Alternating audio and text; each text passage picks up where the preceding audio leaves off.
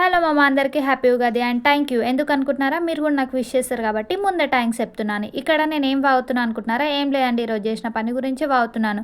And ఇంకా నేను స్నానం చేయలేదు కాబట్టి స్నానంకి స్టార్ట్ అయిపోయింది. చేయకపోతే మా మమ్మీ బాధేస్తారు. అండ్ ఇంకా స్నానం అలా స్టార్ట్ చేసాను లేదా ఇలా అయిపోయింది. ఇక్కడ నెక్స్ట్ మా మమ్మీ పొయ్యికి పూజ చేస్తుంది. ఎందుకు అంటే నాకు కూడా తెలియదు, రీజన్ నేను అడగలేదు.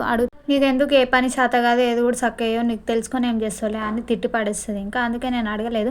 నెక్స్ట్ అయితే మమ్మీ పూజ చేయాలి అని చెప్పింది. ఇంకా అందుకనే ముందే అన్ని ప్రిపేర్గా తుడుచుకొని దేవుళ్ళని మంచిగా క్లీన్గా పెట్టేసుకుంటున్నా. ఇంకా అలా దేవుళ్ళందరినీ క్లీన్ చేసుకోవడం అయిపోయాక అన్ని దేవుళ్ళకి బొట్లు పెట్టేస్తున్నాను. ఇలా చేస్తుంటే నాకైతే ఎంత పీస్ఫుల్గా అనిపించిందో, చాలా హ్యాపీగా కూడా అనిపించింది.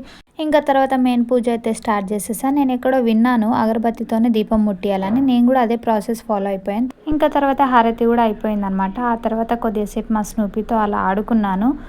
ఇంకా దానికి కూడా బొట్టు పెట్టేసా, క్యూట్గా ఉంది కదా. తర్వాత నేనైతే మామిడాకులు పెడుతున్నా, ఎలా పెట్టాలో నాకు తెలియదు, బట్ ఏదో అలా పెట్టేసా. నెక్స్ట్ మా మమ్మీ టిఫిన్ చేసింది. అదేంటో ఇలాంటి స్పెషల్ డేస్ ఉన్నప్పుడు చాలా ఆకలిస్తుంది. మీకు కూడా అంతేనా? కామెంట్ చేయండి. ఇంకా పార్టీ కోసం వెయిట్ చేయండి. బాయ్.